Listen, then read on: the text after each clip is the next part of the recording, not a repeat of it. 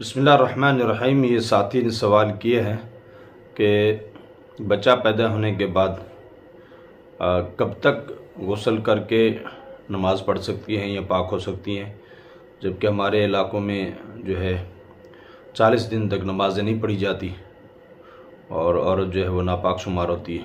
دیکھیں، جو بچہ پیدا ہونے کے بعد خون آتا ہے اس کو نفاس کہتے ہیں، اور نفاس کی زیادہ سے زیادہ مدت جو وہ 40 دن ہے، انتہا 40 دن ہے۔ عین ممکن ہے کہ دوسرے دن تیسرے دن بند ہو جائے، کم از کم کوئی مدت نہیں ہے۔ جس دن خون بند ہو اسی دن غسل کرے اور نمازیں شروع کرے۔ اگر روزہ ہے تو روزہ شروع کر دے۔ زیادہ سے زیادہ 40 دن ہے۔ حیض کے کم از کم 3 دن ہیں، زیادہ سے زیادہ 10 دن ہے۔ اس کے بیچ میں عام طور پہ جو 5-6 دن آتے ہیں یہ خون حیض کا شمار ہوتا ہے۔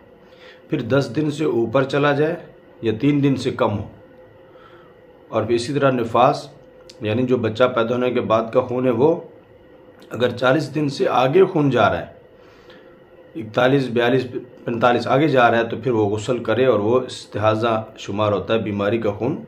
اس کے دوران جو ہے وہ نمازیں بھی پڑھے گی اور جو ہے قرآن پاک کی تلاوت بھی کرے گی، روزہ ہے تو روزہ بھی رکھے گی۔ تو کم از کم اس نفاس کی کوئی مدت نہیں، زیادہ سے زیادہ 40 دن ہے۔ بعض علاقوں میں یہ جو رواج ہے کہ وہ 40 دن تک جو ہے عورت الگ رہتی ہے، کمرے میں بند رہتی ہے، یا پھر یہ نمازیں نہیں پڑھتی، وہ ناپاک شمار ہوتی، تو یہ غلط ہے۔ اس کا ناپاکی کا تعلق خون کے آنے کے ساتھ ہے، نفاس کی صورت میں، یعنی بچہ پیدا ہونے کے بعد کا جو خون ہے وہ۔